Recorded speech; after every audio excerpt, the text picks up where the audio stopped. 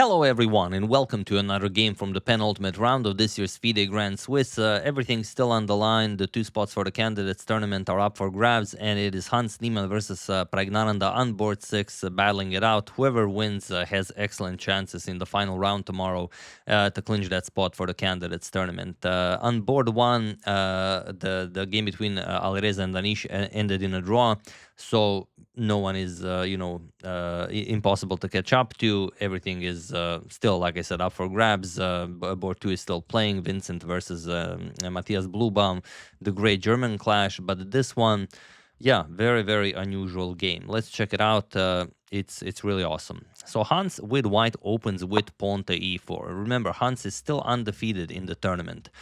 We have pawn to c5, knight f3, we have knight to c6, and bishop to b5. Hans goes for the Ruy Lopez, and Pragg goes for pawn, sorry, obviously not that, pawn to g6. The sort of fianchetto variation against the Ruy Lopez. We have castles, bishop to g7, and the rook to e1. And now this knight to d4 move, which is very hard to imagine that Hans would be prepared for this. This is not, I mean, it is fairly rare, but knight d4 in this fairly rare line is the 6th most popular continuation. But Hans just captures it instantly. We have c captures on d4, and now pawn to c3. Sorry, not d3, pawn to c3.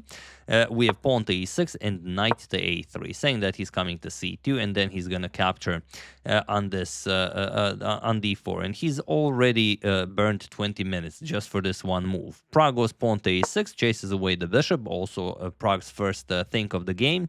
And there were a couple of games instead of pawn to a6 where knight to e7 was played, but here pawn to a6 by Pragg is a new move. So already as of move 8, we have a completely new game. Okay, bishop to f1 by Hans, again spending some 6 minutes on this. Knight to e7. We have c captures on d4, and now you could capture on d4, but Pragg says, I don't know this line, maybe, I just activate his knight, then I have to go back, pawn to d4, he grabs the full center, and then I castle to safety, and then all of a sudden pawn to h4, and now you have to, figure stuff out, pawn to f5 being the top engine move here. Pretty crazy position. So instead of capturing, Pragg just castles kingside. He says, okay, you can keep your double d pawn. Knight c2 by Hans, and knight to c6. Again, going after the pawn. d5. We have e captures and e captures. Again, Hans not worried about undoubling and then doubling his pawns. Knight to d4 and pawn to d3. We have pawn to d6 by Pragg. Knight captures, we have bishop captures, and now queen to e2. We have bishop to d7. So Hans has control of the e-file, and Pragg is ready to contest it. He put a bishop on d7. He will maybe go rook to e8, but bishop to e3, and now rook to e8. We have queen to d2, unpinning by Hans, and queen f6, putting pressure on that b2 pawn, where Hans just goes rook a to c1. And Pragg ignores the b2 pawn instantly, pretty much, because allowing the rook to c7 doesn't just look bad, it's actually terrible. And I know how much you guys love these lines, so I will show why it's terrible. You allow rook c7, attack the bishop, let's say bishop f5, all of a sudden d4. The bishop almost trapped. Bishop to a3, let's say rook captures on b7. And now if you don't want to trap your bishop, you have to do something. Let's say you bring the rook here to fight the rook, but all of a sudden bishop g5. Almost trapping the queen, and after queen g7, now you trade, captures, and you go bishop h6, again almost trapping the queen, queen f6, and now queen f3, threatening a beautiful checkmate with a queen sacrifice as the bishop controls the diagonal, and if black stops that, black loses the bishop on a3. So, yeah, capturing this is basically saying goodbye to your bishop or the game. So, okay, rook a to c8 from Pragg and rook to c4. Hans says, if you, fancy a rook trade, I will undouble my pawns. Pragg goes bishop captures on e3. We have rook captures and queen to f5. We have pawn to g3. And queen captures on d5. So this is how Hans undoubles his pawns. He just gives up one of them. Now the threat, of course, is bishop to c6. So you have to play bishop to g2. We have queen to b5 and the rook to b4, attacking Pragg's queen. And now Pragg goes queen to a5. Queen to c5 would be a little bit safer. Point being that after that pawn on the b7 is captured, you can trade queens, and then after, let's say, captures and captures, you go king to g2, and now after, let's say, rook to b8, it seems like you're lost because rook captures, and bishop to c6 check. Sorry about that. Will pick up the rook on b7, but you have this ugly-looking rook e4, and then bishop to c6 will not come with check in that line, and then something like a5, the rook goes back. Now the bishop can move as the rook is defended, and then after something, you will go bishop d5, the rooks get traded off, for example, captures. Now, you can't capture with the bishop. If you capture with the bishop, then bishop to c6 really is a problem. You will have to capture with the pawn, and then, okay, Hans is still up a pawn, but it's a double b pawn, not terrible. But Pragg went queen a5 instead of queen c5, and now we have bishop captures on b7, rook c7, rook captures on e8, bishop captures, and queen to e1, threatening the bishop. On e8, we have bishop to b5, sort of preparing to capture the bishop on b7, and the bishop to d5. We have king to g7, and now queen to e4. A very nice centralizing move with the queen by Hans. Bishop captures on d3, saying that if you capture, you lose the rook on b4, but Hans just goes to d4 with check. So queen d4 check, f6, and now a3, defending the rook, so the queen can move, and now the bishop is attacked. So the bishop should move to f5, and exactly to f5. But Pragg played bishop to e2, and now this is a problem for him. Pawn to h3, taking away the g4 square from the bishop. We have queen c5, offering a trade, and queen e4, attacking the bishop. It's, again, a beautiful centralizing move with the queen, but comes with tempo. But now queen c1 check, we have king to h2, and the problem is, what do you play here? If you go queen c5, which is the absolute best move Pragg has, then, okay, you can trade. Let's say captures, and queen captures on a6. Hans is only up a pawn, but he does have two connected pass pawns on the queen side, and he will be pushing this for the win. And as ugly as it looks, this is best Pragg can do from that position.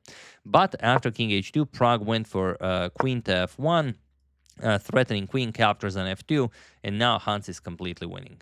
It's, it's just beautiful move that doesn't come to mind right away. Maybe it doesn't even come to mind. But yeah, Pragg played this queen to f1 move with 3 seconds on the clock. You can see that he has 33 seconds, and now Hans is completely winning. Feel free to pause the video and try to find the absolute best move for Hans while I give you a couple of seconds.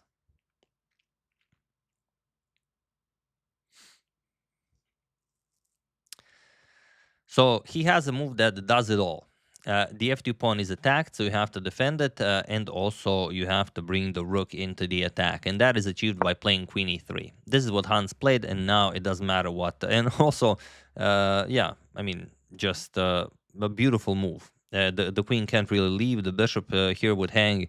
So bishop to b5 was played, but now comes the real threat. Rook to e4, and there's no defense against rook e7 check. To give you an example, let's say queen d1 is played.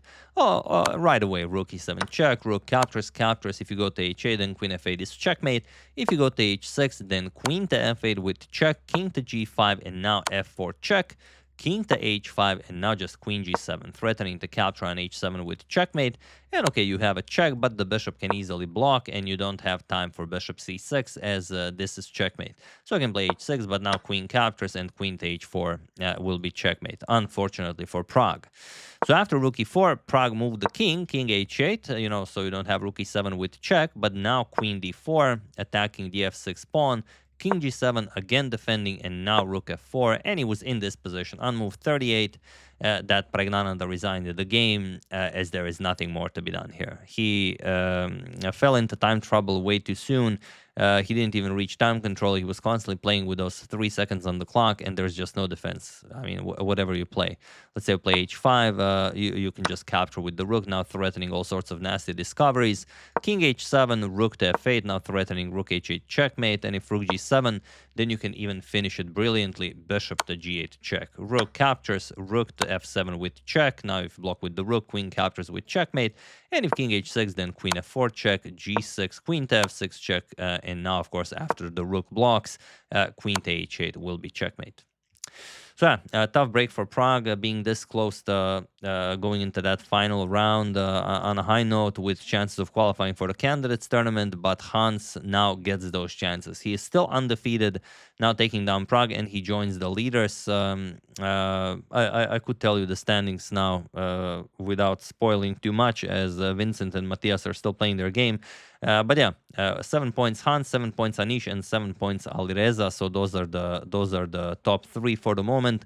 It all depends on the game between Vincent Keimer and Matthias Bluebaum, and probably the one we'll show next. But you never know. So yeah, that's the game. Hope you guys enjoyed it. We'll see. Hans Niemann in the candidates, that would certainly, be something. But yeah, still a long way for that. I would like to thank Ali Urukoglu, Joseph McCardle, John Veria, Duncan Wankel, and Ramesh Sadi for your contribution to my channel. Thank you a lot. I really appreciate it. As usual, you can check 2 of my previous videos here. Thank you for watching, and I will see you soon, continuing to check up on your wonderful suggestions and whatever else happens in the chess world. Thank you all. I will see you soon, and have an excellent rest of your day.